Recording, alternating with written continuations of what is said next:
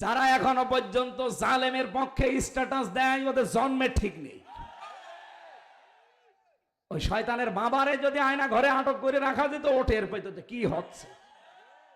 এটা একটা চেয়ার দেখতে পান এখন ইন্টারনেটে, ওই চেয়ার হচ্ছে শর্ট দেওয়া, এভাবে লাফায়। আর আমি যে চেয়ারে গিয়েছিলাম ওই চেয়ার ঘোরে, আপনার হাত আর পা ক্লিপ দিয়ে এঁটে দেয়, গলার সাথে একটা ফিতা লাগিয়ে দেয়, একবার সুইচ টিপ দেবে, এক টিপে 1 মিনিটে 120 বার ঘুরবে। সেকেন্ডে কয়বার বলেন বলেন? সেকেন্ডে 2 বার, 1 মিনিটে 120 বার। ওখানে আবার সুইচ ঠিক করা আছে, কোন সুইচে কতবার ঘোরে। প্রথমে হালকা হালকা দেয়, এরপরে দিতে দিতে সর্বশেষ যেটা 1 মিনিটে 120 বার। 1 মিনিট পরে মনে হবে আমি 4-5টা দুনিয়া দেখতে পাচ্ছি। এই যে হাতের সাথে আর পায়ের সাথে সেট করা মেশিন আছে, একেবারে আঙ্গুলের সাথে এমন ভাবে সেট করা, পায়ের সাথে হাতের সাথে, শুধুমাত্র এসে এরকম টিপ মারবে, এক টিপে হাতের এই নখগুলো খুলে চলে আসবে। নখ খুলে আসলে যেহেতু রক্ত বের হয় ফিনকি দিয়ে, আপনি তখন দেখবেন ওরা ওই ওই নখের ওপরে লবণ ছিটিয়ে দেবে। এখানে এত নড়াচড়া কেন? তাড়াতাড়ি বসেন। বলেন তো, শুনতে যদি এরকম লাগে, অথচ আমি ফেস করে আসলাম, কত ভয়ঙ্কর ছিল জায়গাটা। এই পাশের জেলা নোয়াখালী না, ওখানকার এক আলেম আমার সাথে ছিল। উনি আমারে বলছিল, হামজা ভাই আপনার সাথে কি করেছে আমি জানি না, তবে আমার এই পায়ের ভেতর দিয়ে হাত লাগিয়েছে এইভাবে। এর সামনে যে লোহার ব্যারিকেড দেওয়া আছে খাসা, ওই লোহার রডের সাথে হাত চেন দিয়ে আটকিয়ে দিয়েছে। আরে ভাই 2 দিন 5 দিন 7 দিন না, বছরের পরে বছর একটা মানুষ এভাবে বাধা থাকে। মাত্র 1.5-2 মিনিট সময় দেয় টয়লেট করার জন্যে। সকালবেলা কয়টা পচা ছোলা দিয়ে যেত, দুপুরবেলা 1 মোট ভাত দিত, তাও মনে হচ্ছে কেউ মাখিয়ে দিয়েছে। কত মানুষকে আমরা দেখতাম, কেউ কেউ লিখে রাখতো দেওয়ালে, এই আঙ্গুলের খোসা খোসা দিয়ে এত বড় বড় নখ হয়ে যায়। ভাঙ্গা ভাঙ্গা অক্ষরে লিখে রাখতো, ভাই কেউ যদি বাইরে যেতে পারেন এই নাম্বারটাই জানাবেন যে আমি অমুক, আজও বেশি আছি। আরো বলে যে আমি কি করেছি, আমার পালানো লাগলো। কি করেছেন আপনি টের পাচ্ছেন না? আপনারা যদি ওই রকম 13 বছর 14 বছর আয়না ঘরে রেখে দেওয়া যেত, তখন আমার স্বাদ মৃত্যু। কি করেছিলাম আমি আমার নিজেরটাই বলছি, কেন 3টা বছর আমার জীবন থেকে কেড়ে নিলেন? কি জবাব দেবেন আপনি বলেন? কি গুরুতর অপরাধ এমন করেছিলাম যে আমার ফাঁসির কন্ডেম সেলের ভেতরে 24 ঘন্টা তালা লাগিয়ে রাখা লাগবে? আমি কি মার্ডার মামলার আসামি? ঠনকো একটা মামলা দিয়ে বছরের পর বছর আপনি আমার মানব অধিকার নষ্ট করেছেন, আমার অধিকার হরণ করেছেন, আর বলে আমি কি করেছি? ওরে টুকরো টুকরো করলেও আমার গায়ে ছাল মারবে না। আর যে অফিসার গুলো ছিল এগুলো পুরাটা যারো সন্তান আর কুলাঙ্গা। কাউন্টার টেররিজমের এই মনিরুল, আসাদুজ্জামান, এই চট্টগ্রামের একজন ছিল আতিকুল ইসলাম ভুইয়া, জাহিদ, আব্দুল মান্নান, এরপরে শেখ ইমরান। এটা শুনলাম এখন সাতক্ষীরার এএসপি হয়ে গেছে কয়েকদিন আগে। এই শয়তানগুলো সব এই জালেমার ডান হাত আর বাম হাত ছিল। এতগুলো মানুষ জীবন দিলেও এই জালেমদেরকে চেয়ারে বসিয়ে রাখার জন্য। কোন জালেম যেন কোন চেয়ারে বাংলাদেশে বসতে না পারে। কথা বলুন। হাসিনার 10 একা দিলে না, ওর 10 একাও না। ও কয়েকদিন আগে ভিডিও ছেড়েছে, খালি আমার এই মানুষ গালি দেয়, আমি একা দোষ করেছি, আমার বোন যে এত টাকা মেরে খেলো কিছুই বলে না মানুষ।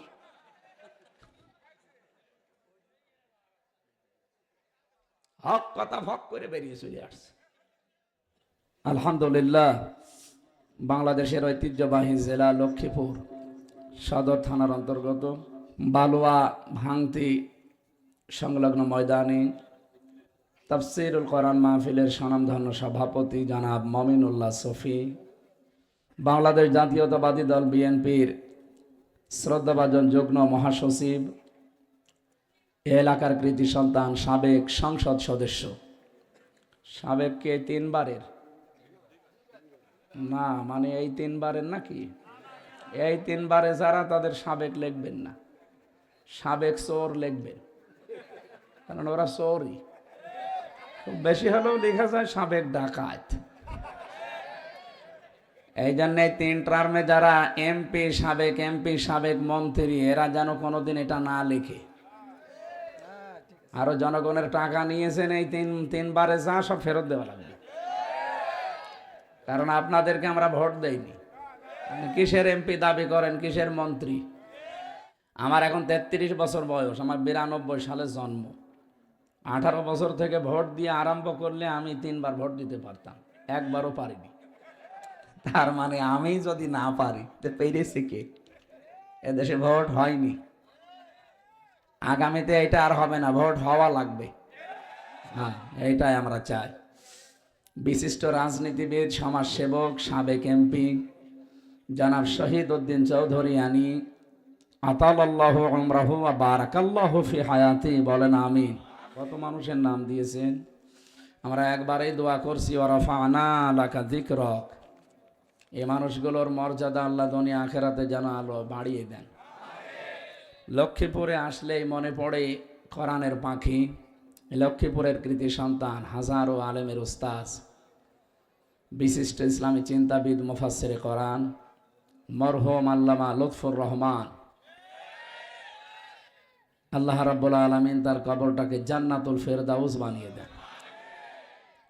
মনে পড়ছে শ্রদ্ধাভাজন বড় ভাই আল্লামা তারেক মনোয়ার, তার শ্রদ্ধাভাজন পিতা সাবেক এমপি। এটা সাবেক বলা যায়, এটা সাবেক না? মরহুম মাস্টার শফিকুল ইসলাম, শফিকুল্লাহ, আল্লাহ রাব্বুল আলামিন তার কবরকে জান্নাতুল ফেরদাউস যেন বানিয়ে দেন, আমিন। মঞ্চে বসা আপনাদের এলাকার সম্মানিত ব্যক্তিবর্গ, অবশ্যই তাদের সম্মান আছে, নয়তো আপনারা এখানে নিয়ে আসতেন না। সামনে বসা মুসলমান ভাইরা, পর্দার আড়ালের সম্মানিতা মা এবং বোনেরা, প্রশাসনের ভাইরা, প্রাণ প্রিয় লক্ষ্মীপুরবাসী, আল্লাহর দরবারে শুকরিয়া জানাচ্ছি যিনি আমাদেরকে সুস্থ রেখেছেন। এনি ভাই বলছিলেন না যে আসলেও বিশাল একটা জগদ্দল পাথর আল্লাহ নামিয়ে দিয়েছেন। কয়েকদিন আগে আপনারা জনাব মির্জা আব্বাস সাহেবের একটা কথা শুনেছিলেন যে জনিয়া জীবনে কিছুই না পায়, কোনো আফসোস নেই, হাসিনা নেমে গেছে, এইটাই যথেষ্ট। অন্তত এখন একটু আরামে তো কথা বলতে তো পারছি, জেলে তো থাকা লাগছে না। এইটাই শুকরিয়া আল্লাহর কাছে যে বিশাল একটা পাথর আমাদের বুকের ওপর থেকে আল্লাহ নামিয়ে দিলেন। 1500 বছর আগে একটা পাথর ছিল পৃথিবীতে, সেটা ছিল আয়ামে জাহিলিয়াতের পাথর।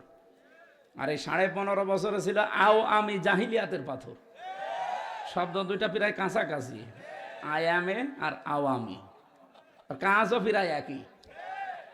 আপনি দেখবেন ইতিহাস ঘুটে, আমি যতটুকু লেখাপড়া করেছি আমি দেখেছি ওই জামানায় আবু জেহেল 15টা কাজ হাতে নিয়েছিল, আর আমি 15.5 বছরে হাসিনার কাজ পেয়েছি 16টা, তার মানে আরো 1 কাঠি বেশি। আমরা সামনে যদি সময় পাই আয়াত যা পড়েছি আয়াতের আলোকে কথা বলবো ইনশাআল্লাহ। তাফসির মাহফিল লিখে দিয়েছেন, তাফসির আকারে কথা বলবো। গত পরশুদিন আপনারা রিপোর্ট পেয়েছেন মাইক্রোসফট, ওনারা রিপোর্ট দিয়েছে দুনিয়ায় 257টা রাষ্ট্র আছে, সব রাষ্ট্রে দায়িত্বশীল ছিল 10 জনের মানুষের নাম তারা দিয়েছে। সর্বনিকৃষ্ট মানুষের তালিকা 1ম নম্বরে হাসিনার নাম। ওনারে আমার মনে হয় শেখ বলা ঠিক না, কারণ শেখ মানে সম্মানিত। ওনারে যদি শেখ কেউ বলতে চান তাহলে আবু জেহেল কেউ হজরত আবু জেহেল বলা লাগবে।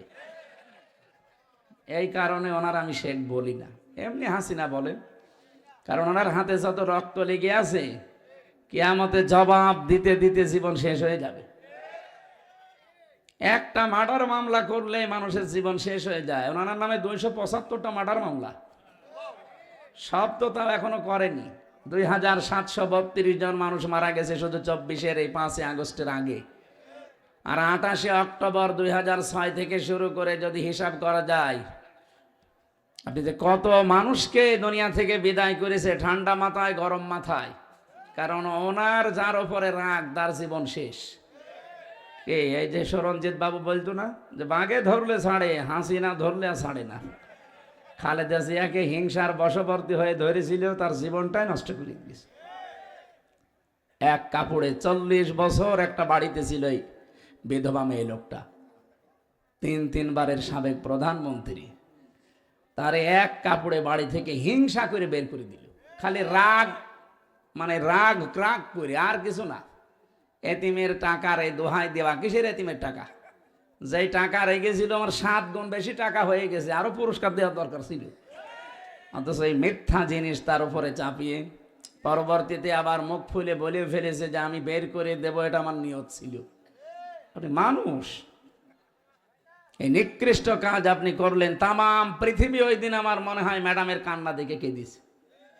কি কথা বলেন না কেন? একটা মাজলুম পরিবার এই জিয়া পরিবারটা, এই জন্য ওনার নাম শুনলে মানুষ শহীদ জিয়া বলে। আমি মানে বেশি বলার জন্য বলছি তা না। কাবা শরীফ তাওয়াফ করার পর 16 সালে জেলে যাওয়ার আগে, আমি তো 20 সাল থেকে জেলে, এই 8-9 মাস বের হয়েছি। তো ওই সময় যখন আরাফাতের ময়দানে ছিলাম, পাশে মসজিদে নামিরা দেখলাম কাবার ইমাম খুতবা দিচ্ছে, শহীদ জিয়াউর রহমান। এই নামটা উচ্চারণ করি। উনি আরবিতে যে বলছিলেন, বাংলা হচ্ছে এইটা যে আল্লাহ, এই যে লক্ষ লক্ষ মানুষের মাথার উপরে একটা নিম গাছ লাগিয়ে, নিম গাছ বলতে ওখানে সাজারত জিয়া বলা হয়, জিয়া ট্রি। এই শহীদ জিয়াউর রহমান উনি ওইটা লাগিয়েছিলেন, হাজার হাজার লক্ষ লক্ষ মানুষ ছায়া পায়। উনি আরবি এই কথাটা বলছিলেন, আল্লাহ যে লোকটার কারণে হাজারো মানুষ এই আরাফাতের ময়দানে, উত্তপ্ত ময়দান, 48, 50, 52 ডিগ্রি সেলসিয়াস চলে ওই সময়, মাটি পড়ে মনে হচ্ছে তামা হয়ে যাচ্ছে, পা রাখা যায় না। এই কঠিন মুহূর্তে যিনি ছায়ার ব্যবস্থা করলেন, আল্লাহ তুমি তাকে রহমতের ছায়া দিয়ে ঢেকে রেখো। ওই সময় বাংলাদেশের আমরা যারা হাজি, তারা শুধু আমিন বলি নাই, তামাম দুনিয়ার সব হাজি বলেছিল আল্লাহুম্মা আমিন। এই জন্য ওনার নামটা শুনলে দেখবেন কেউ শুধু জিয়া বলে না, নাম শুনলেই বলে শহীদ জিয়া। এই শব্দটা কি যার তার সামনে লাগে? বঙ্গবন্ধুকে তো মানুষ মেরে ফেলেছে, কই তার নামে তো কেউ বলে না শহীদ বঙ্গবন্ধু।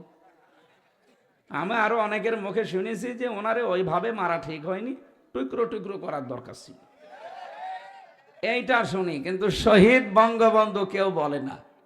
অথচ জিয়াউর রহমান কেউ মেরে ফেলেছে, কিন্তু নাম শুনলে মানুষ বলে শহীদ জিয়া।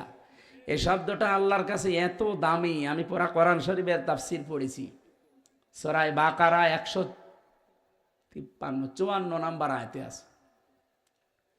আল্লাহ রাব্বুল আলামিন বলেন, ওয়ালা তাকুলু লিমান ইয়াকতালু ফি সাবিলিল্লাহি আমওয়াত বাল আহইয়াউ ওয়ালাকিন লা তাশউরুন। আল্লাহ তামাম দুনিয়ার সব মানুষের মুখের ওপরে নোটিশ দিয়েছেন, কথা বলবি না। কি বলবি না? কি কথা?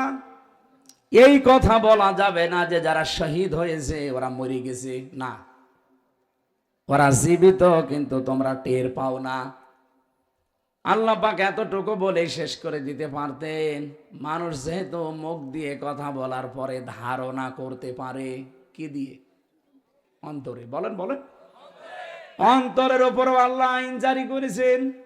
ওয়ালা তাহসাবান্নাল্লাযীনা কুতিলু ফি সাবিলিল্লাহি আমওয়াতা বাল আহইয়াউন ইনদা রাব্বিহিম ইরযাকুন। সূরা আলে ইমরান 4 নম্বর পারা 11 নম্বর পৃষ্ঠা 9 নম্বর লাইনের 169 নম্বর আয়াতে আছে। এটা তাফসীরে ফি জিলালিল কোরআন, সাজ্জাদ কুতুব রহমাতুল্লাহ আলাইহি লিখেছেন। আল্লাহ পাক বলেন, দুনিয়ার মানুষ ধারণাও করবি না যে যারা শহীদ হয়েছে ওরা মরে গেছে, না, এ তো বলা যাবেই না, ধারণাও করা যাবে না। বরং তারা জীবিত এবং আমি আল্লাহ নিজে তাদেরকে রিজিক দেই। সুবহানাল্লাহ বলতে পারেন?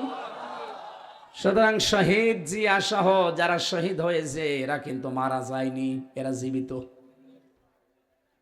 জীবিত থাকলে যেহেতু খাওয়া লাগে, এই জন্য খাওয়াই কে? শহীদ উদ্দিন চৌধুরী অ্যানি, উনি যদি এখন ঈমান নিয়ে মারা যেতে পারে, কবরে যাবে, ঘুমিয়ে পড়বে, এতটুকু শেষ, আর কিছু নেই। তাও ঈমান নিয়ে যদি মরতে পারে, কবরে ঘুমিয়ে পড়বে, কিয়ামতে সিংহায় ফুৎকার দেওয়ার পরে উঠে দাঁড়াবে, এর মাঝখানে আর কিচ্ছু নেই। কিন্তু কোনো মানুষ শহীদ হয়ে গেলে আল্লাহ পাক বলেন ও ঘুমায় না, ও জীবিত থাকে। আর যেহেতু জেগে থাকলে খাওয়া লাগে, আমি আল্লাহ নিজে তাকে জান্নাতের খাবার খাওয়াই। আল্লাহ শহীদ জিয়াকে যেন সর্বোচ্চ মাকাম দান করেন, শাহাদতের, বলেন আমিন। তার স্ত্রী অসুস্থ, আপনাদের এই পাশের জেলা ফেনীর মেয়ে, আল্লাহ রাব্বুল আলামিন তার এই বান্দিকে যেন সুস্থ করে আবার এই দেশে ফিরিয়ে দেন। তার একটা সন্তান কবরে আছে, আরাফাত, সে মারা যায়নি, তাকেও মেরে ফেলা হয়েছে। আমার মনে হয় যে সমস্ত টেনশন আপনারা দেন, এ কারণে মানুষ এমনি মরে যাওয়ার কথা। আমার 3টা বছর ফাঁসির কন্ডেম সেলের ভেতরে 24 ঘন্টা তালা লাগিয়ে রাখত আমারে আর গিয়াসউদ্দিন মামুন ভাইরে। মনে হচ্ছে কি করেছি আমরা। উনি তাও তো আমার বাবার বয়সে একটু বয়স্ক মানুষ, ওনার তো ধৈর্য আছে, অনেকদিন আছে ছেলে, আর আমি কেবল গেছি, এমন কড়াকড়ি আরম্ভ করলো, কেউ আমার সাথে কথা বলেন। 24 ঘন্টা তালা লাগিয়ে আবার সিসি ক্যামেরা দিয়ে রেখেছে। কারারক্ষী কপাল খারাপ, যেটা পড়ে দেবদুলাল, সুব্রত বালা, আশিক কুমার, সঞ্জয় দত্ত, এ যা বলছে সব আল্লাহর ওলি না? এর কাছে কি আলেম জালেম আছে? একদিন বললাম তো ভাই, সব সময় খালি তালা লাগিয়ে রাখেন, একটা বই এনে দেন একটু পড়ি। ও আল্লাহ, বই এনে দিল বঙ্গবন্ধুর আত্মজীবনী। ও ছাতা পড়ে আমি করবো কি? ভালো বই আনবেন। পরের সপ্তাহে আর একজন দায়িত্ব পেয়েছে, ও এনে দিল বঙ্গবন্ধুর ছেলেবেলা। আর ভালো বই পান না, কি আনেন আপনি? আগামী সপ্তাহে লাইব্রেরি খুললে ভালো বই এনে দেব। হ্যাঁ, এনেছে বঙ্গবন্ধুর চীন সফর। বই আপনি আর নিয়ে আসবেন না। কি বই নিয়ে আসেন? আমার ফাঁসি চাই, এই বই নিয়ে আসতে পারেন না? লেখকের নামও বলে দিচ্ছি, মতিয়ার রহমান মিন্টু। এই লোকের লেখা নিয়ে আনবেন। আমি মেজর ডালিম বলছি এই বই নিয়ে আনবেন। বলছে হুজুর ওই বই পড়তে নেই। পড়তে নেই, আপনি নিয়ে এসেতে। পরের সপ্তাহে একজন মুসলমান কারারক্ষী পেয়েছিলাম, আশরাফুল, ওর নামটা দেখে মনে হয় যাই কিছু আছে ভেতরে। বললাম যে ভাই, আপনি তো অন্তত আমার ধর্মের দুটো তাফসির এনে দিন। সারাদিন তালাবদ্ধ। আমার মামুনুল হককে এমন কঠিন করতো তাফসির, আল্লাহর ইশারায় নিয়েও এসেছিল 2টা, তাফহিমুল কোরআন ফি জিলালিল কোরআন। পৃথিবীতে 42টার উপরে তাফসির আমি পেয়েছি, সবচাইতে বেশি ভালোবাসি এই 2টাকে, আর আল্লাহ মিলিয়েও দিয়েছে এই 2টা। সম্মানিত লক্ষ্মীপুরবাসী, আপনাদেরকে আমি যে মেসেজটা দিতে চাইলাম, শহীদ এই শব্দটা কিন্তু দামি শব্দ। কথা বলে না কেন? একে যাকে তাকে আল্লাহ এ মর্যাদা দেয় না। শহীদ আরাফাত ওনাকে বলা যাবে, কারণ ওনাকে মেরে ফেলা হয়েছে। এমন টেনশনে ভেতরে রাখে, আপনি মরে যেতে বাধ্য হবে। এ মানুষ শক্ত মানুষ বলে বেশি আছে। বহু মানুষকে আমি দেখেছি মরে বের হয়ে চলে যেতে, টেনশনে মানুষ মরে যায়। এই জন্য আরাফাত ভাইকে আল্লাহ যেন কবরে মাফ করে দেন। জনাব তারেক জিয়া সাহেবকে আল্লাহ রাব্বুল আলামিন আবার আমাদের মাঝে যেন ফিরিয়ে দেন। আমি 3টা বছরে একটা মানুষের সাথে ছিলাম, মিয়া নুরুদ্দিন অপু ভাইয়ের অনেক উপকার পেয়েছি জেলখানার ভেতরে। মন থেকে মোসাফির অবস্থায় এখন অসুস্থ আছি, তারপরও দোয়া করছি মানুষটার জন্যে, আল্লাহ তাকে যেন দুনিয়া আখেরাতে কল্যাণ দান করেন। আরো জোরে বলেন আমিন। আমি যতদিন দুনিয়ায় থাকবো অপু ভাইয়ের জন্য মন থেকে আমি দোয়া করব। তার কাছে আমি ঋণী, বহু কিছু পেয়েছি জেলখানায় তার কাছ থেকে, কারণ ভেতরে কেউ কারো না, খুব কঠিন অবস্থা। ওটা আলাদা একটা জগৎ, না গেলে আপনি বুঝবেন না। কঠিন একটা জায়গা, একটু যদি কেউ উপকার করে মনে হয় যে সে আমার বাবার চাইতেও বেশি কাজ করলো। অপু ভাই এরকম কিছু করেছিলেন, এখনো যোগাযোগ আমার সাথে প্রায় মাঝে মাঝে করে। আল্লাহ রাব্বুল আলামিন তুমি অপু সাহেবকে মাফ করে দিও। সবাইকে নিয়ে আল্লাহর দরবারে কোরআনে কারীম শোনার জন্য যারা এসেছি, খুশি হয়ে বলেন আলহামদুলিল্লাহ। আমরা আল্লাহর প্রশংসা আদায় করে রসুলের উপরে দরুদ আর সালাম পড়ে নির্ধারিত আয়াতে চলে যাচ্ছি। এই এদিকে তাকান, যারা ব্যস্ত আছে, এমনিতে সামাজিক রাজনৈতিক কাজকর্ম আছে, তারা চলে যাবে, অসুবিধা নেই। আপনাদের কি ওরকম জরুরি আছে? ঘন্টাখানেক সময় আমাকে দেওয়া লাগবে। হ্যাঁ, আলহামদুলিল্লাহ। 1 ঘন্টা সময় দেওয়া যাবে না? আমরা নির্ধারিত আয়াত থেকে তাফসীর আকারে কথা বলতে চাই, থাকবেন তো ইনশাআল্লাহ?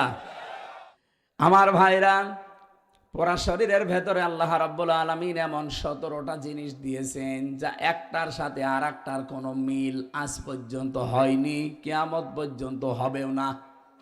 যেহেতু এটা চট্টগ্রাম বিভাগের ভেতরে, এই জন্য এই তথ্যটা বলছি। 1 নম্বরে চামড়া। আমাদের এই শরীরের ভেতরে 9,768 প্রকার চামড়া আছে, কিন্তু আশ্চর্যের বিষয়, কারো সাথে কারো চামড়া মেলে না, কিয়ামত পর্যন্ত মিলবেও না। আপনি দেখেন, এই যে ভাইয়ের চামড়া, আমার চামড়া মনে হচ্ছে একরকম। ওনার চামড়া কেটে যাক, ফেটে যাক, ছিঁড়ে যাক, পুড়ে যাক, আমার চামড়া লাগিয়ে দেবেন, পছন্দ হবে। আর ওনার চামড়া ভালো বানাতে হলে ওনার 3.5 হাত বডির ভেতরের কোনো জায়গা চামড়া কেটে লাগিয়ে দেবেন, ভালো হয়ে যাবে।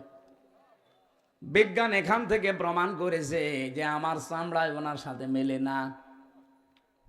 আমি একটা তাফসীরে আয়াত পেয়েছি, ওয়ালা তাজিরু ওয়াজিরাতু ওয়িজরা উখরা। রব্বুল আলামিন বলেন, কিয়ামতের দিন কেউ কারো বোঝা বহন করবে। আরো জোরে বলেন।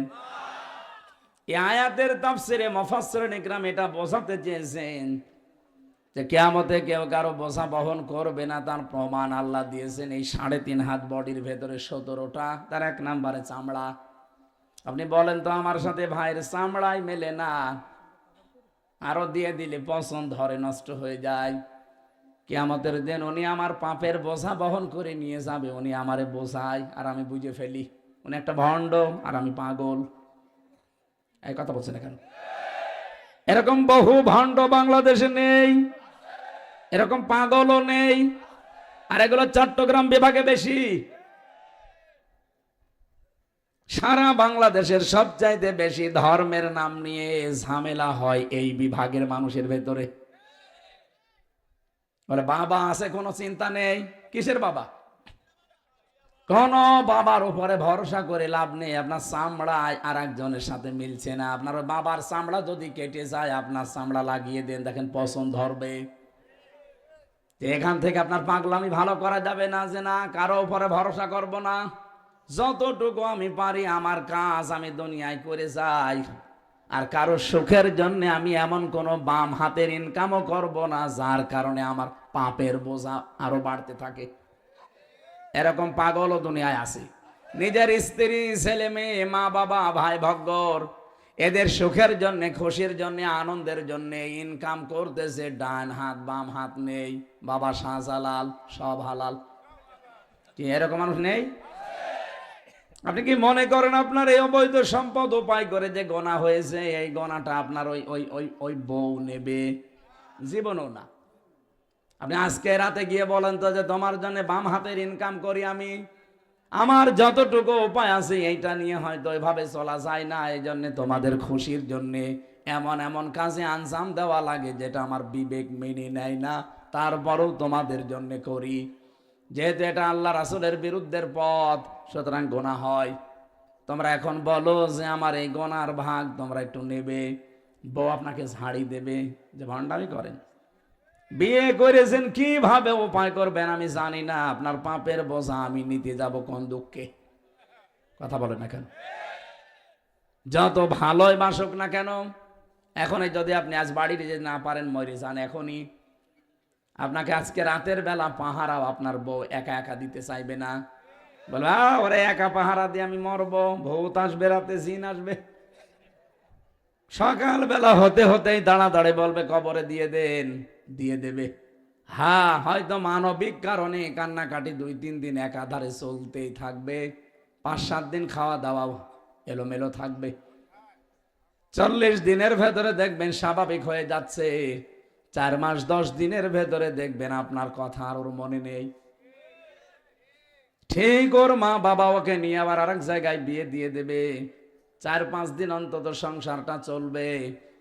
ঠিক ওই মেয়েটাই তার বাবার কাছে কল দিয়ে বলবে, আব্বা আগে যে হামজার সাথে বিয়ে দিয়েছিলে ওর চাইতে এই জামাই 100 গুণ ভালো। আমি কি বেশি বললাম? আপনি মরে যাওয়ার ভান করেন, আজকে আপনি নিজেই টের পাবেন। এই হচ্ছে দুনিয়া। সুতরাং পৃথিবীর এই ময়দানে মানুষকে সুখী করতে গিয়ে, আনন্দে রাখতে গিয়ে পাপের বোঝাটা এমন ভারী আমরা যেন না করি, না জানি আবার আমার পাপের বোঝা আমি নিতে পারছি না। যেহেতু কেউ কারো বোঝা নেবে না, এই জন্য কারো ওপরে ভরসা করা এটা পাগলামি ছাড়া কিছু না। এরকম 17টা বিষয় আছে, এরপরে হাতের ছাপ আছে, 153টা রেখা আছে এখানে। দুনিয়ায় কারো সাথে কারো রেখার মিল নেই। এই যে কণ্ঠের যে স্বরের ভেতরে 27টা স্তর আছে, এক একজনের স্তর আল্লাহ এক এক রকম বানিয়েছেন। এই জন্য কণ্ঠের স্বর কথা সবারই আলাদা আলাদা, কারো সাথে কারো কণ্ঠের স্বর মেলে? বলেন বলেন। যদি মিলে যেত কি হয়তো জানেন আপনি? এই রাতের বেলা রাত 11:30 12টায় বাড়ি যে যদি ঠোকা দিতেন, আমি যদি ভাইয়ের বাড়িতে গিয়ে বলতাম দরজা খোলেন, মনে করতো যে উনি আসতেছে। দরজা খুলে দিলে বাবা শাহজালাল সব হালাল হয়ে যেত না? কেউ উপকার করেছে আল্লাহ আমাদের কণ্ঠের এই স্বরটা আলাদা করে। এরপরে আমি পেয়েছি কণ্ঠের এই যে জহব্বা আল্লাহ দিয়েছেন, এর ভেতরে আচ্ছাদন স্তর আছে, 7 চাকার যে স্তরগুলো। বিজ্ঞান এখন জহব্বা নিয়ে গবেষণা করে চালিয়েছে, 357 প্রকার জিনিস আল্লাহ জহব্বার ভেতরে আপনি দেবেন, আলাদা আলাদা স্বাদ এই জহব্বা বলে দিতে পারবে। বাংলাদেশ সহ বিশ্বের কতগুলো দেশে আমি এই ছোট বয়সে গেছি, কোন হোটেলের রেস্তোরাঁয়, কোন বাড়িতে আমি আজ পর্যন্ত 357 প্রকার খাবার রান্না হতে দেখিনি। আপনি পেয়েছেন না? সর্বোচ্চ বাংলাদেশের গাজীপুরের কাপাসিয়া নিরিবিলি হোটেলে আমি পেয়েছি 180 প্রকার খাবার। কলার পাতা ভর্তা করে দেয়, কাঁঠালের পাতা ভর্তা করে দেয়। আমি নিজে পেয়েছি তো, জিজ্ঞাসা করছে তোতামি আপনার না, বললাম যে ভাই কি এটা? কাঁঠালের পাতা, কলার পাতা, আমের পাতা, বাঁশের পাতা, বাঁশের কুয়া, সব মিলে কত? 180 প্রকার। আর আমার জহব্বার ভেতরে স্বাদের স্তর আছে কতগুলো? 357 প্রকার। সুবহানাল্লাহ বলতে পারেন না? এরকম 17টা বিষয় আমি পড়েছিলাম তাফসিরের ভেতরে, একটার সাথে আরেকটা মেলে না। এগুলো দিয়ে আল্লাহ বোঝাতে চেয়েছেন, হামজা দুনিয়ায় তোর সাথে আর একজনের এগুলো মেলে না, আরো দিলে তার পছন্দ হয়ে যায়। কিয়ামতের দিন তোর পাপের বোঝাও বহন করে নিয়ে যাবে, ও তোরে বোঝায় আর তুই বুঝে ফেলিস না। ও একটা পাগল, ও একটা ভণ্ড, আর তুই একটা পাগল। সুতরাং এই ভণ্ডামিও বাংলাদেশে আর কেউ যেন চালাতে না পারে, আর আমরা পাগলামিও করব না ইনশাআল্লাহ। কথা বলেন না কেন? আজকের আলোচনার বিষয় হচ্ছে অভিভাবক। কি বললাম? মায়েদা সূরা 120টা আয়াত আছে, মাত্র একটা আয়াত পড়েছি, আয়াতের নাম্বার 55। আলোচনার বিষয় কি বললাম? আরো জোরে কেন বলেছি জানেন? কারণ আমাদের এই পৃথিবীটা, বিশেষ করে আমার এই দেশটা এখন একটা নতুন দেশ, অভিভাবকহীন ভাবে চলছে। সামনে আমাদের অভিভাবক লাগবে না লাগবে না? আমরা এমন অভিভাবক সামনে নিয়ে আসতে চাই, এমন মানুষকে দায়িত্ব দিতে চাই, এমন মানুষকে বন্ধু বানাতে চাই যেটা কোরআনের এই আয়াতের সাথে মেলে। আপনারা যেহেতু আমার কথা, আমার বাবার কথা শুনতে আসেননি, এসেছেন আল্লাহর কথা শুনতে। কথা বলেন না কেন? আল্লাহর কসম, এই যে কোরআন আমার সামনে, আমিও আল্লাহর কথাই ওইভাবে বলবো যেভাবে পড়ে এসেছি। সূরা মায়েদা নাযিল করেছেন আল্লাহ এই কারণে, মায়েদা শব্দের শাব্দিক অর্থ হচ্ছে দস্তরখানা। কি বললাম? কেন দস্তরখানার নামে সূরা নাযিল হলো? তামাম দুনিয়াটায় আমার আল্লাহ পাক দস্তরখানা বানিয়ে রেখেছেন। দস্তরখানার উপরে মানুষ কি খায়? বলেন বলেন বলেন। তামাম পৃথিবী আল্লাহর দৃষ্টিতে তাকান আপনি, একটা দস্তরখানার মতো সব খাবার বিভিন্ন জায়গায় আল্লাহ ছড়িয়ে রেখেছেন। নবীজি বলেন, কোন মানুষ যদি দস্তরখানায় পড়ে যাওয়া খাবার তুলে খেতে পারে, ওই মানুষ জান্নাতের হুরদের দেনমোহর আদায় করে ফেলেছে। লক্ষ্মীপুরবাসী জান্নাত পাবেন কিনা তাই জানেন না, অথচ ছোট্ট এই আমলটা যদি আজকে থেকে আরম্ভ করেন, জান্নাতের হুরদের যত দেনমোহর সব আমার আল্লাহ আপনার এই আমলে আদায় করে দেবে। কতগুলো আয়াতে সূরার ভেতরে আছে? 120। কত? মাত্র একটা আয়াত পড়েছি, 55 নম্বর আয়াত। এর ভেতরে দেখেন আপনি কত কথা পান। এই জন্য কোরআনের তাফসীর যদি কিয়ামত পর্যন্ত কেউ করে, আল্লাহ বলেন কোনোদিন শেষ হবে না। আমরা সব কাটছাট করে সামারাইজ করে খুব অল্প সময়ের ভেতরে এটা ডেলিভারি দেব ইনশাআল্লাহ। ইন্নামা ওয়ালিয়ুকুমুল্লাহু ওয়া রাসূলুহু ওয়াল্লাযীনা আমানু। এখানে যারা আলেম আছেন, আলেম না এখানে, ইন্নামা দিয়েছেন আল্লাহ, এর বাংলা অর্থ একমাত্র, কেবলমাত্র, শুধুমাত্র, প্রকৃত পক্ষে। আল্লাহ পাক বলেন প্রকৃত পক্ষে অলিজন, বন্ধু, অভিভাবক, দায়িত্বশীল, গাইডলাইন দাতা। 33টা অর্থ আছে শব্দের। অলি শব্দের শাব্দিক অর্থ হচ্ছে অভিভাবক, বন্ধু। আমি বন্ধুর আরবি প্রায় 33টা পেয়েছিলাম তাফসিরে। যার মানে বন্ধু, অলি মানে বন্ধু, সাদিক মানে বন্ধু, হাবিব মানে বন্ধু, খলিল মানে বন্ধু, আশিক মানে বন্ধু।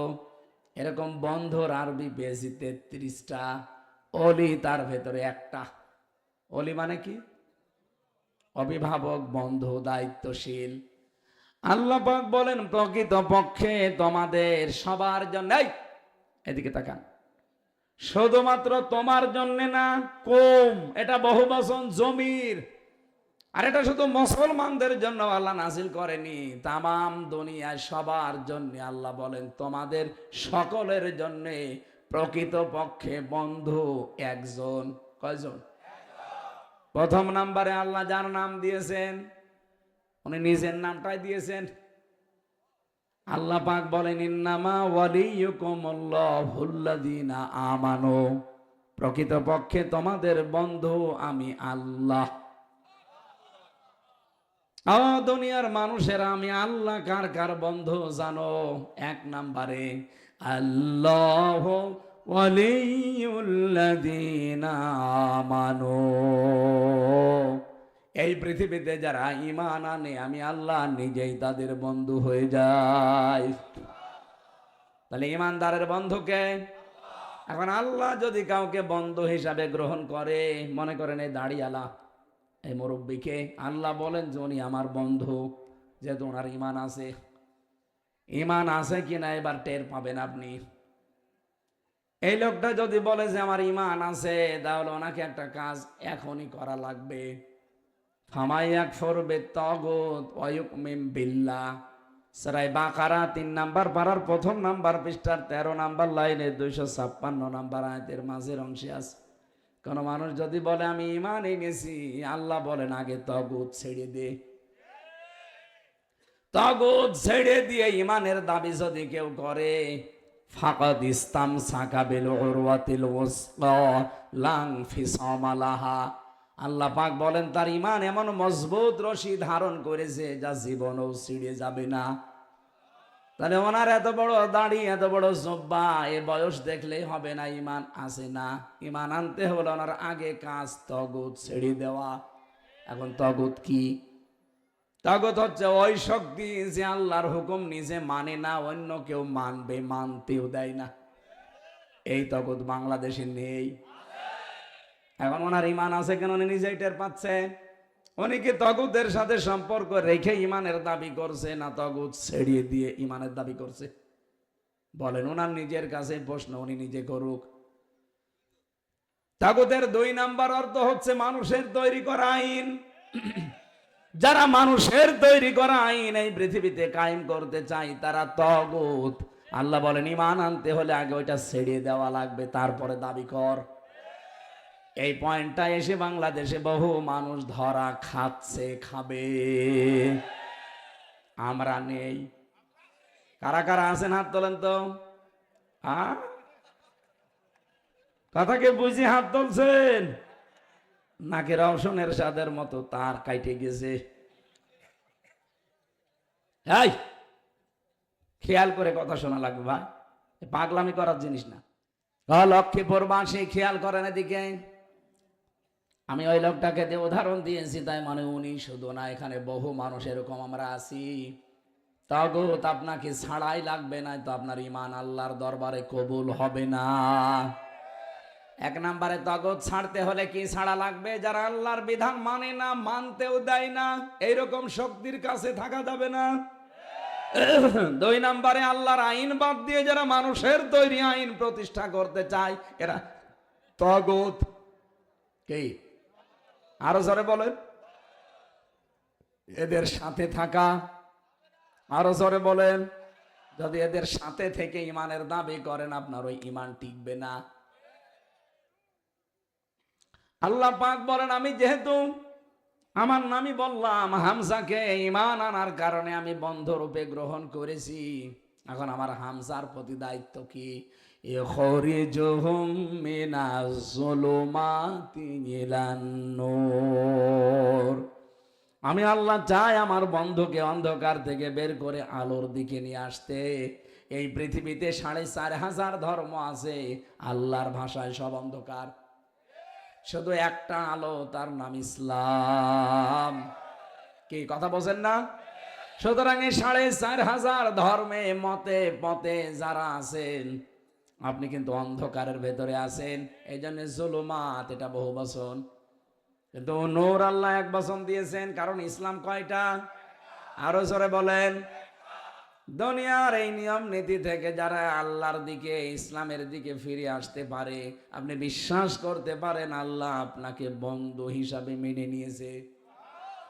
সিস্টেম অপর পৃষ্ঠায় দেখুন, আল্লাহ পাক বলেন, ওয়াল্লাযীনা কাফারু আউলিয়াউহুমুত তাগুত ইখরিজুনাহুম মিনান নূরি ইলাজ যুলুমাত। যারা কাফের তারাও বন্ধু হিসাবে শয়তান তাদেরকে গ্রহণ করে। এখন শয়তান যেহেতু তাদের বন্ধু, শয়তানের তো কোনো দায়িত্ব আছে না? নেই। শয়তানের দায়িত্ব হচ্ছে তাদেরকে আলোর দিক থেকে অন্ধকারের দিকে নিয়ে যাওয়া। আমি আবার বলছি, অন্ধকার হচ্ছে দুনিয়ার সব বানানো নিয়ম নীতি ধর্ম, আর ইসলাম হচ্ছে একমাত্র আলো। সুতরাং শয়তান যদি দুনিয়ায় কারো বন্ধু হয়, শয়তানের একটা দায়িত্ব এসে যায়, তাকে আল্লাহর ইসলাম থেকে বের করে নিয়ে কি করে অন্ধকারের দিকে নিয়ে যাওয়া যায়, সেই রাস্তা খুঁজে বেড়ায়। এ বাংলাদেশে এখন এইটা অনেকাংশে চলছে। কথা বলেন না কেন? কত মানুষ দেখলাম ইসলামের কথা বলতো আগে, এখন নিজেরা ইসলামের বিরুদ্ধে বলছে। এরকম মানুষ দেশে নেই? চাঁপাইনবাবগঞ্জের হারুন আর হারুনের বউ, আপনি দেখেন এর আগে কত ভালো ভালো কথা বলতো, অথচ নিজে এখন আলেমদেরকে ধর্ম ব্যবসায়ী বলছে। এখানে ইসলাম থেকে বের করে তাদেরকে আলোর থেকে অন্ধকারের দিকে নিয়ে যাবে, এটা শয়তানের দায়িত্ব। কারণ শয়তান তাদেরকে বন্ধু হিসাবে গ্রহণ করেছে। এত বড় ফাঁকা ফাঁকা কথা বলার পরেও যদি কেউ না বোঝেন, নাকি আরো নাম ধরা লাগবে? এর পরেও যদি বলেন হুজুর আমি বুঝি না, এদিকে আসেন, আসেন, কানের নিচে এমন জোরে দুইটা দেব, একেবারে সব টের পেয়ে যাবেন। আপনি এরপরও বোঝেন না? না, আল্লাহর বন্ধু আল্লাহ পাক বলেন, প্রথম আমি আল্লাহকে তোমরা বন্ধু হিসাবে গ্রহণ করা লাগবে, আমি আল্লাহ তাদেরকে বন্ধু হিসাবে গ্রহণ করব। দুই নম্বরে তাদের যারা আল কাসিবু হাবিবুল্লাহ, যারা কাজ করি খায়। কি করি? এই নিয়মটা বাংলাদেশে অনেকদিন ছিল না। কাজ না করে কি করে উপায় করা যায়, এই ধান্দায় অনেকে ছিল। শুধু কলমের খোসা দিয়ে একবারে 50 কোটি টাকা মারিং কাটিং করে এমন মানুষ ছিল না। আপনারা জানেন হাসিনার ছোট বোন রেহেনা, এটাও শেখ বলি না আমি, কারণ শেখ মানে সম্মানিত। একটা চোর, তাকে সম্মানিত বলবো কি করে? পাবনার রোববার পারমাণবিক কেন্দ্র থেকে ৭৬,০০০ কোটি টাকা এখান থেকে মারিং কাটিং করেছে এই রেহানা। আমার তো মনে হচ্ছে বংশটা পুরা চোর। আপনি একটা ভালো মানুষ দেখান ওই বংশে যে এটা আল্লাহর ওলি ছিল না, যেটারে ভাবতাম যে ভালো এটা আরো বড় শয়তান। এই যে সালমান এফ রহমান দরবেশ, দেখলে মনে হয়তো জান্নাত থেকে পালিয়ে এসেছে, অথচ এত বড় চোর। ৩৬,০০০ কোটি টাকা মারিং কাটিং করেছে এই শয়তান। আমি তো একটাও ভালো মানুষ পাচ্ছি না, যার এই হাত দেয় সেই দেখি এর চাইতে আরো বড়। এই চট্টগ্রাম বিভাগের একজন ভূমি মন্ত্রী ছিল, ওই শয়তানের বাড়ি নাকি ৬৩০টা। তোর কত বাড়ি লাগে? এখন তো একটা বাড়িতেও থাকতে পারো না। কয়েকদিন আগে মালয়েশিয়া গিয়েছিলাম, ওখানে বাড়িয়েছে সাহেব পাড়া। কি পাড়া? কানাডায় বাড়িয়েছে বেগম পাড়া। কিন্তু ভাগ্যের কি নির্মম পরিহাস, এই ৫ তারিখের পর থেকে এখন আর এই সাহেব পাড়ায় থাকতে পারে না, সব তালা লাগানো, থাকে সব হোটেলে। আমি যে সেই হোটেলেই উঠেছি, নিচে নেমে দেখি ২ শয়তান চা খাচ্ছে। কি গো? হুজুর আমরা আগেই পালিয়েছি। কেন? সাহেব পাড়ায় থাকবা না? হ্যাঁ, ওখানে থেকে মায়ের খাবো। বাংলার জনগণ এই দেশেও আছে, পিটিয়ে ভক্ত বানিয়ে ফেলবে। ৬৩০টা বাড়ি, যার আপনি চিন্তা করতে পারেন। একটা ভূমি মন্ত্রী, অথচ বাংলাদেশে তো মতিউর রহমান নিজামীও মন্ত্রী ছিল। তার মন্ত্রণালয়ের দায়িত্ব শেষ করার পরে সে আরো ৩৬ টাকা ফেরত দিয়েছে। পৃথিবীর ইতিহাসে আমি এটা আর পাইনি যে কোনো দায়িত্ব শেষ করার পরে আবার টাকা ফেরত দেওয়া যায়। জালেমরা তার অনবীক্ষণ যন্ত্র দিয়েও ৪ আনা পরিমাণেও দুর্নীতি খুঁজে পায়নি। আপনি আল্লাহর ওলি খুঁজে পান না, এর চাইতে আল্লাহর ওলি আবার কোথায় পাবেন বলেন? আমি পাবনায় ছিলাম গত পরশুদিন, তার বাড়িতে গিয়েছিলাম দেখার জন্য। এখনো মাটির দেওয়াল, উপরে টিন দেওয়া। আরে ভাই, ২টা মন্ত্রণালয় চালিয়েছি, ২টা মন্ত্রী তিনি, শিল্পমন্ত্রী আর কৃষি মন্ত্রী। এক কথা বলে না কেন? মন্ত্রীর বাড়ি কাঁচা, মাটির দেওয়াল, উপরে টিন, এটা ইতিহাস না? এর চাইতে আবার কি দেখতে চান আপনি? আপনি মানুষই খুঁজে পান না। আল্লাহর ওলি খোঁজ করার জন্য চলে যাচ্ছেন বরিশালে, চট্টগ্রামে, সিলেটে। কোথায় পেয়েছেন আল্লাহর ওলি? আল্লাহর ওলি তো ওইটা, যেই লোকটা দায়িত্ব পালন করে সঠিকভাবে আঞ্জাম দিতে পারে। এই লোকটাও দায়িত্বে ছিল, তাকান ৬২০টা বাড়ি বানিয়েছে। আমার মনে হয় এখনো যদি দায়িত্বে থাকতো ওর ৭০০ বাড়ি পার হয়ে যেত। আমার মনে হয় নেশায় ছিল শুধু বাড়ি। কি চিন্তা করেছেন আপনি? একটা মানুষের বাড়ি কয়টা লাগে? হ্যাঁ, ওর বাড়ি চট্টগ্রামে, গ্রামে যেখানে বাড়ি সেখানে না একটা বাড়ি আছে, খুব বেশি হলেও ঢাকায়। আর ঢাকায় বাড়ি দরকার কি? সরকার তো তারে বাড়ি দিয়েছে। মন্ত্রী হলে বাড়ি দেয় না? মন্ত্রী পাড়া আছে অলরেডি। তার মানে যারা দায়িত্বশীল হবে তাদের বাড়ির দরকার কি? সরকার আপনাকে বাড়ি দিয়ে দিচ্ছে, আপনি কাজ করবেন জনগণের জন্য না? নিজের বাড়ি ৬৩০টা বানিয়েছেন, আরো কিছুদিন গেলে ৭০০ বাড়ি পার করে ফেলতেন।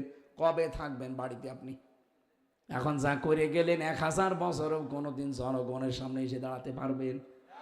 আপনারা যে এত বড় চোর, পৃথিবী এখন আশ্চর্য হয়ে গেছে যে কোনটা ধরবো। যেটাই ধরে ১০০০ কোটি টাকা কমে কেউ মালিক না। আমার কুষ্টিয়ার হানিফ, নাম শোনেননি? হানিফের চাচাতো বোনের চাচাতো বোনের চাচাতো বোনের ৩ চাচাতো। এরপরে নাকি এক মহিলা আসেন, প্রাইমারি স্কুলের মাস্টার, তার স্ত্রী। এই মহিলা ১০০০ কোটি টাকার মালিক, একটা প্রাইমারি স্কুলের শিক্ষিকা। তার হানিফের যদি আপন বোন হতো মেনে নিতাম। চাচাতো বোনের চাচাতো বোনের চাচাতো বোনের ভাবি, এই যদি হয় অবস্থা, তাহলে ওরা আপন বোনের কি আছে? লক্ষ্মীপুরবাসী, এই জন্য আল্লাহ রাব্বুল আলামিন বলেন যারা কাজ করে খায়, নবীজি বলেন আল কাসিবু হাবিবুল্লাহ, এরা কিন্তু সাধারণ মানুষ না, এরা আমার আল্লাহর বন্ধু। এই জন্য আজকে থেকে আমাদেরকে কাজে হাত দেওয়া লাগবে, আমরা কাজ করতে চাই। লাকাদ খালাকনাল ইনসানা ফি কাবাদ, আল্লাহ পাক বলেন অবশ্যই আমি মানুষকে বানিয়েছি কষ্ট সহ্য করার জন্যে। এই দেশে যে সম্পদগুলো ছিল, পাচার যদি না হতো, যত জায়গা আছে, আর চীন, তুরস্ক, পাকিস্তান, অন্যান্য দেশ যেভাবে আসতেছে, সৌদি আরব সহ, এই দেশে এখন যত খরচ করতে চাচ্ছে তারা, সত্যিই যদি টাকাগুলো পাচার না হতো, প্রতি বছরে 42,000 কোটি টাকা শুধু পাচার হয়েছে। এই 15.5 বছর আপনি হিসাব করে দেখেন। সেদিন যাচ্ছিলাম মৌলভীবাজারে, হেলিকপ্টারের পাইলট আমারে বলছিল, এই যাওয়ার সময় যাচ্ছিলাম এই ব্রাহ্মণবাড়িয়ার উপর দিয়ে, একেবারে নিচ দিয়ে যাচ্ছিল।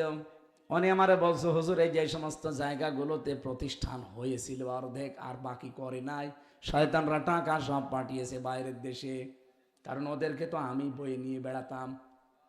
এরা যদি ওই টাকাগুলো পাচার না করে বাংলাদেশে কর্মসংস্থান তৈরি করে দিত, 36 লাখ যুবক এখন বেকার।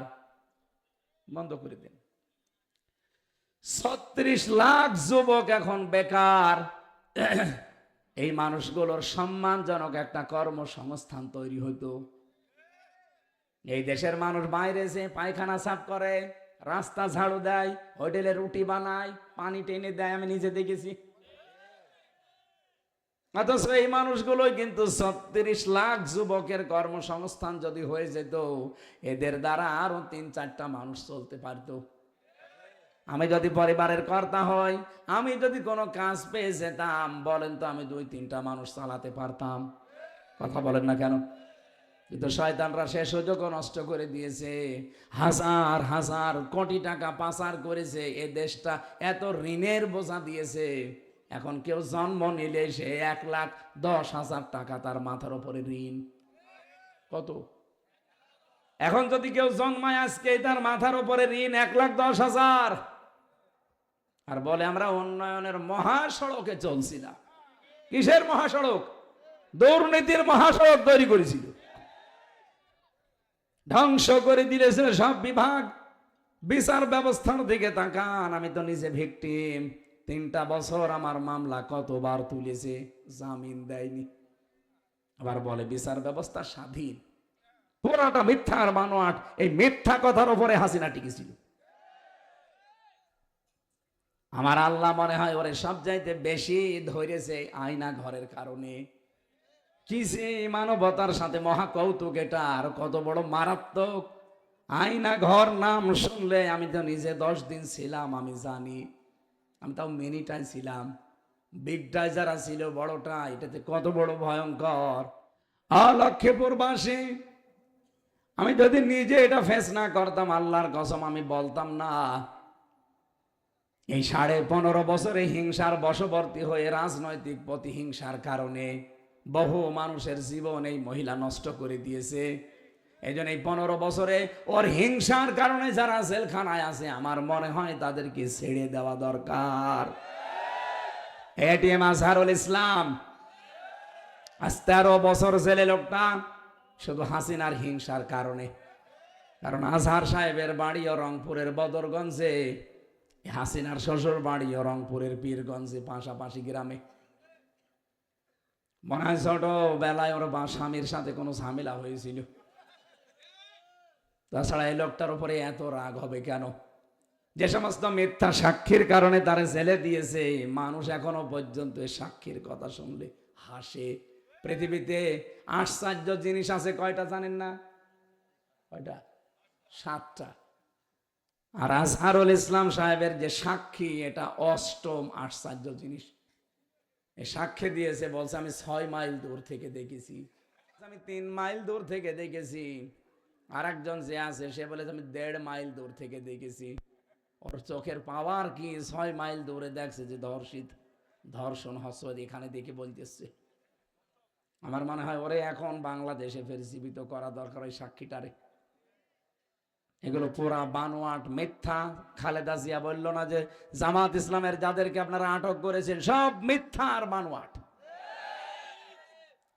সুতরাং আমরা চাই, ও অবৈধ মন্ত্রীর প্রধানমন্ত্রী ছিল, অবৈধ রায় দিয়েছে, সুতরাং ওনার হিংসার বশবর্তী হয়ে কেন মানুষ এই 14-15 বছর জেলে থাকবে? মিথ্যা মামলা, মিথ্যা সাক্ষীর কারণে যাদের জীবনটা নষ্ট হয়ে যাচ্ছে, আমরা চাই অতি তাড়াতাড়ি তাদের মানবিক কারণে মুক্তি দেওয়া হোক। কথা বলেন, কথা বলেন। কারা কারা মুক্তি চান নিরপরাধ মানুষদের? লিল্লাহে তাকবীর। আমার ভাইরা, 1 নম্বরে আমাদের বন্ধু আমি বলেছিলাম আল্লাহ, 2 নম্বরে আমাদের বন্ধু হবে রাসূলুল্লাহ। কে? বলেন বলেন। আপনি আন্দাজে রাসূলুল্লাহ আমাদের বন্ধু বললেই হবে না, 4টা কাজ আপনার জীবনে থাকা লাগবে, তাহলে রাসূল আপনার বন্ধু হবে। পড়া কোরআন শরীফে আল্লাহ এরকম 4 জায়গায় আয়াত দিয়েছেন। সূরা বাকারা 129 নম্বর আয়াত, সূরা বাকারা 151 নম্বর আয়াত, সূরা আলে ইমরান 164 নম্বর আয়াত, সূরা জুমা 2 নম্বর আয়াত। 4 জায়গায় একই কথা দিয়েছেন। কেউ যদি রাসূলুল্লাহকে বন্ধু হিসাবে পেতে চায়, তারে এই 4টা কাজ করা লাগবে। ইয়াতুলু আলাইহিম আয়াতিহি ওয়া ইউযাক্কিহিম ওয়া ইউআল্লিমুহুমুল কিতাবা ওয়াল হিকমা। কিতাব তেলাওয়াত করা শেখা লাগবে মানুষকে, সে কিতাব তেলাওয়াত করে শোনাবেন। ওয়া ইউযাক্কিহিম, পবিত্র করা লাগবে কোরআনের বিধানের দ্বারা। 56,000 বর্গ মাইলে কোরআনের কোন বিধান চলে? কি দিয়ে পবিত্র করবেন? রাসূলুল্লাহ পবিত্র করেছিল তার পরিবার, সমাজ, রাষ্ট্র কোরআন দিয়ে। আর আমরা ওই কথাই তো বলতে চাই, তখন আপনি আমাদেরকে বলেন রাজনীতি করেন কেন? আরে ভাই, আমার মনে হয় রাসূলুল্লাহ যদি এখন থাকতো, ওই শয়তান রাসূলুল্লাহকেও বাধা দিত। আমি রাসূলের বন্ধু হতে চাই, রাসূলুল্লাহকে বন্ধু বানাতে চাই। এজন্য তো কিতাব তেলাওয়াত করে মানুষকে শোনাই, কোরআন দিয়ে পবিত্র করার জন্য বিধানগুলো সমাজে জারি করতে চাই, কিতাবের শিক্ষা ব্যবস্থা জারি করতে চাই। আপনাদের পাশের জেলা চাঁদপুরের এক মহিলা ফিটনেসবিহীন বিএনপি, লাইসেন্সবিহীন জামাতে গালি দিত। কথা বলে না কেন? এই মহিলা শিক্ষা ব্যবস্থাকে পুরা জাহান্নাম বানিয়ে ফেলেছে। এই জন্য শিক্ষা ব্যবস্থা বানানো লাগবে আল্লাহর কোরআন দিয়ে। এইটার জন্য যারা কাজ করে এরা রাসূলের বন্ধু। আল হিকমা, হিকমতের সাথে কাজ করতে হবে। সামনে হুকমুক করে কিছু করা যাবে না। অনেকে দেখছি মাথা গরম করে অনেক কিছু করে ফেলছেন না, খুব ঠান্ডা মাথায় চিন্তা ভাবনা করে কাজ করা লাগবে সামনে। আল্লাহ বলেন এই 4টা গুণ যারা অর্জন করে তারা রাসূলুল্লাহকে বন্ধু হিসাবে পাবে। ওয়াল্লাযীনা আমানু, 3 নম্বরে তোমাদের বন্ধু হচ্ছে ঈমানদার। কারা? এখন ঈমানদার কারা? আল্লাযীনা ইউকিমুনাস সালাতা ওয়া ইউতুনাজ যাকাতা ওয়া হুম রাকিউন। যারা নামাজ কায়েমের আন্দোলন করে। ও চাঁদপুরবাসী, লক্ষ্মীপুরবাসী, এই বাংলাদেশে যত মানুষ আছে আপনি অন্যদিকে নেবেন না। বলেন তো নামাজ কায়েমের আন্দোলন করে কারা? যারা করে আপনি তাদেরকে বন্ধু হিসাবে গ্রহণ করবেন, অভিভাবক হিসাবে তাদেরকে দায়িত্ব দেবেন সামনে। যারা নামাজ কায়েম করতে যায়, এই পরিবার, এই সমাজ, এই রাষ্ট্রে যারা নামাজ কায়েম করতে চায়, তারা হবে আপনার সামনে অভিভাবক, বন্ধু, দায়িত্বশীল। যদি বলেন না এদেরকে আমি মানি না, তাহলে কোরআনের আয়াত কেটে বাদ দিয়ে দেন। আয়ুযাক্কিহিম আয়ুতুনাজ যাকাতা, যাকাত ভিত্তিক অর্থনীতি কায়েম করা লাগবে। আর ওগুলো সব করবে ফেরেশতারা। আরো জোরে বলেন। আরে ভাই, আমরা তো ওইটাই চাই যে যাকাত রাষ্ট্রীয়ভাবে কায়েম হবে। আর ওটা কায়েম করতে হলে ইসলামী রাষ্ট্রের কোনো বিকল্প আছে? আমরা 54 বছর দেখলাম আর ইসলামী রাষ্ট্র এই দেশটা ছিল না, এই জন্য জাকাত কেউ সরকারি ভাবে তোলে নাই। সত্যি যদি দেশে ইসলাম কায়েম হয়ে যেত, জাকাতের জন্য শাড়ির জন্য লাইন দেওয়া লাগতো না, মানুষ নিজে বাড়িতে বসে থাকতো, জাকাত পৌঁছিয়ে যেত। কারণ এই দায়িত্বটা রাষ্ট্রের। কার? জাকাত কালেকশনের জন্য রাষ্ট্র থেকে কিছু লোকই নিয়োগ দেওয়া থাকবে। কি কথা বলেন এখানে? আমেল থাকবে, তারা কাজ করে বেড়াবে জাকাতের। বাংলাদেশে যে ব্যাংকিং ব্যবস্থা আছে, এই যে ইসলামী ব্যাংকে যে নিয়ম নীতিগুলো এখনো কম বেশি মানা হয়, বাংলার অন্যান্য ব্যাংকে যদি এই নিয়ম নীতি মানা হতো, আমরা অনেক আগেই অনেক কিছু থেকে সুদ মুক্ত হতে পারতাম। মোশারাকা লাগবে, মোদারাবা লাগবে, মোরাবাহা লাগবে, বায়ে সালাম, বায়ে ইস্তেসনা, বায়ে মুআজ্জাল, ওয়াহেদা, এরকম 28টার উপরে নিয়ম আছে। ইসলামী অর্থনীতিতে এই নিয়ম নীতিগুলো আপনাকে ফলো করা লাগবে, তাহলে ইসলামী অর্থনীতি এটা ইবাদত হিসাবে গণ্য হবে। এটা আজ আমাদের দেশে নেই, এই জন্য এই সুদ চলছে চক্রবৃদ্ধি হারে। আপনি যে সোনালী, রূপালী, চৈতালি ব্যাংক আছে, ও হবে দু একদিন পরে। সোনালী, রূপালী, চৈতালি, অগ্রণী যত ব্যাংক এই দেশে, সব সুদের সাথে না সুদ ছাড়া? বাংলার মুসলমানেরা আমরা এইটাই কিন্তু চাচ্ছি যে আমরা এমন ইমানদারকে অভিভাবক বানাবো, এমন ইমানদারকে দায়িত্বশীল বানাবো, এই পরিবার সমাজ রাষ্ট্রের দায়িত্ব দেব, যারা যাকাত ভিত্তিক অর্থনীতি রাষ্ট্রে কায়েম করবে। অহম রাকিউন, যারা রুকুকারীদের সাথে রুকু করবে, তার মানে জামাতবদ্ধ হয়ে যারা নামাজ পড়বে। আপনি মন খারাপ করলেও সত্যটা আমি বলবই, বাংলাদেশে একটাই দল আমি পেয়েছি যারা নামাজ একা একা পড়ে না জামাতে পড়ে, ওইটাও লিখে রাখা লাগে। ওইটা আবার পরে দায়িত্বশীলকে দেখানো লাগে, এই দেখেন আমি জামাতে পড়েছিলাম, এই ওক্ত এইটা পড়েছি আমি একা একা। কোরআনের এই আয়াত অনুযায়ী পেলাম, তারা তোমার বন্ধু হবে যারা নামাজ জামাতের সহিত আদায় করবে। এমন দলের নেতা, এমন দলের কর্মী আমি যে আমার দলের নামাজই নেই। নামাজ লিখে রাখা তো দূরের কথা, নামাজই পড়ি না। তাহলে এই আয়াত অনুযায়ী বন্ধু হওয়া, অভিভাবক হওয়ার গুণ আপনার আছে না? আমি আপনাকে অভিভাবক বানাবো না, আমার অভিভাবক হবে ওই লোকটা যে লোকটা নামাজ কামের আন্দোলন করে, সম্পদ থাকলে যাকাত দিয়ে দেয়, আর জামাতের সহিত যারা নামাজ আদায় করে।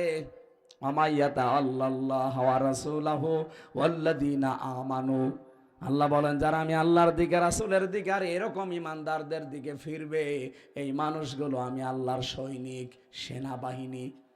ফাইন্না হিজবাল্লাহি হুমুল গালিবুন, আর এরাই সামনে বিজয়ী হবে। বলেন সুবহানাল্লাহ।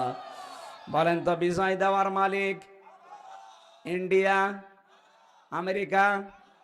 অনেকেই তো মনে করে না আমেরিকা আমাদের বিজয় দেবে, এই জন্য তো পাগল হয়ে গিয়েছিল মোদি, যেই গেছে ট্রাম্পের কাছে অনেকে বগল বাজাচ্ছে যে কাজ হবে। কিন্তু ট্রাম্প যাতে মাতাল হলো, তাহলে ঠিক আছে। একবারে মোদির সামনে মুখের ওপরে বলে দিয়েছে হাসিনার বিষয় কোনো কথা নেই, ওটা আপনার ব্যাপার। মনে আছে যে একেবারে গরম ভাতে বিলাই বেজার। কাতাবাল্লাহু লা আগলিবান্না আনা ওয়া রুসুলি, আল্লাহ পাক বলেন বিজয় কারা হবে এটা আমি আল্লাহ লিখে দিয়েছি, সেটা আমি আল্লাহ নিজে বিজয় হবে শেষ পর্যায়ে। আখেরে যে কে বিজয় হবে? আরো জোরে বলেন, আমার রাসূল বিজয় হবে।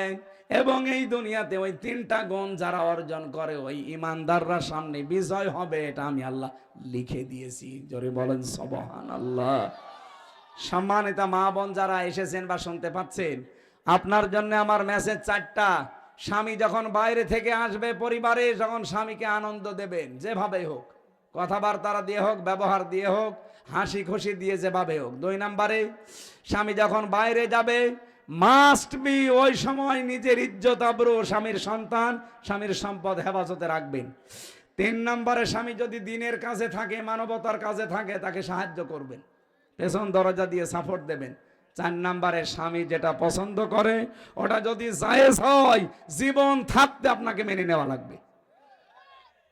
এখানে আমি সহ যত স্বামী বসে আছে, এই এদিকে তাকান, প্রত্যেকটা স্বামী আমরা চাই আমার বিয়ের পরে আমার মা বাবা আমার সাথে থাকবে। বলেন বলেন বলেন। আমি খেয়ে থাকি না খেয়ে থাকি, আমার মা বাবা আমার সাথে থাকবে। 100টার 98টা বউ এটা চাই না। লক্ষ্মীপুরে হয়তো নেই, নামাজ পড়ে রোজা রেখে কালো বোরকা পরে আপনি জীবনেও জান্নাত যেতে পারবেন না। স্বামীর মন জয় করতে হলে মাস্ট বি স্বামীর মা বাবার সাথে নিজের মা বাবার মতো আচরণ করা লাগবে। আল্লাহ যেন মেয়েদেরকে হযরতে খাদিজার মতো বানিয়ে দেন, বলেন আমিন, আল্লাহুম্মা আমিন। লা হাওলা ওয়ালা কুওয়াতা ইল্লা বিল্লাহিল আলিয়্যিল আযীম।